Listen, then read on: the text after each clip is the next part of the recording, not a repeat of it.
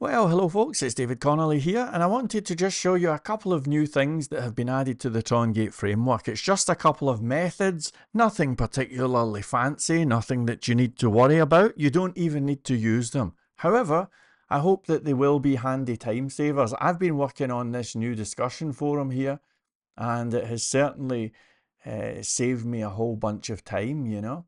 Hopefully I'll have this up in the next day or two. So let me show you the new stuff.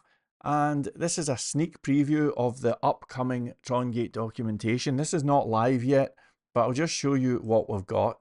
So the first thing that we've added is called Get Where In. And here's what it looks like. So it retrieves records from a database table where the column's value is within a specified array of values. Now, just so you know, at the time of writing, I have not documented this, but it is on the framework. So, instead of documentation, you get this video with me demonstrating the thing. So let me demonstrate this.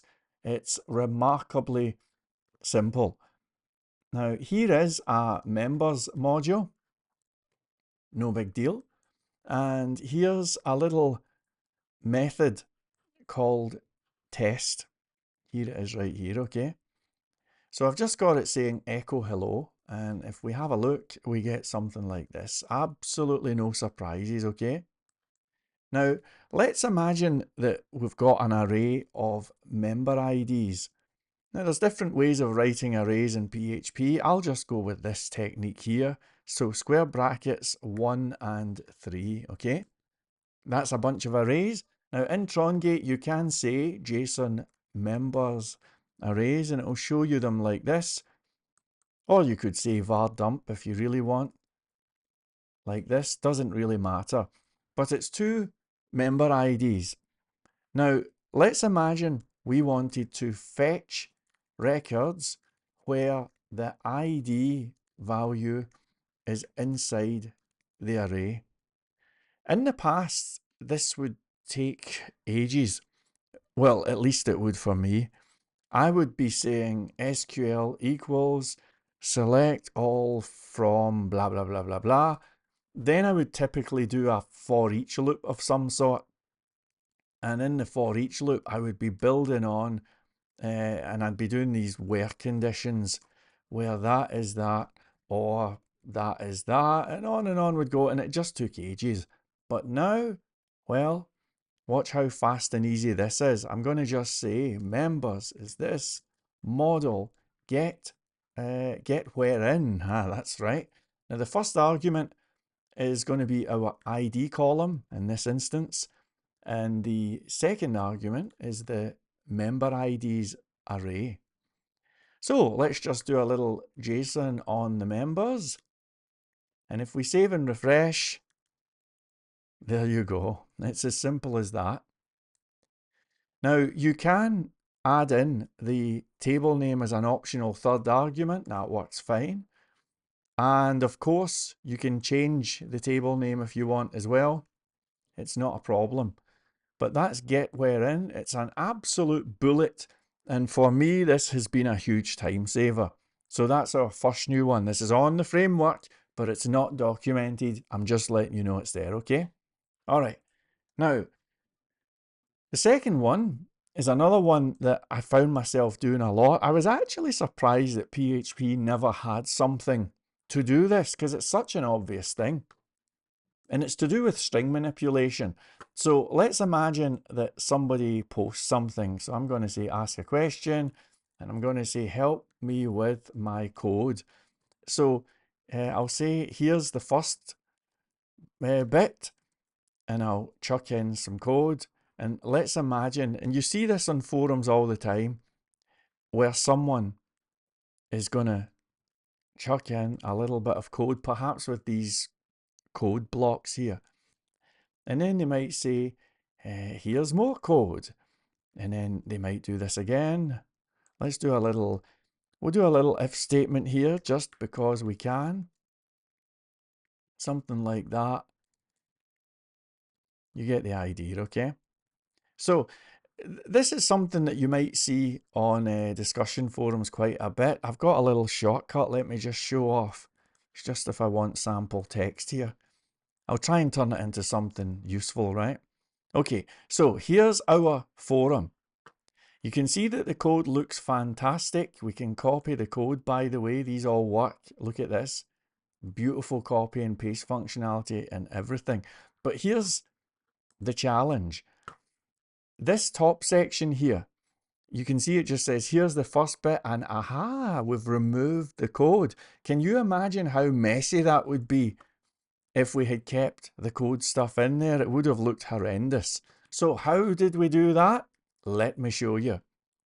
It's another new, actually it's a function, and it's a helper function. It's part of our string helpers. Now, once again, we don't have documentation, but the thing is on the framework right now.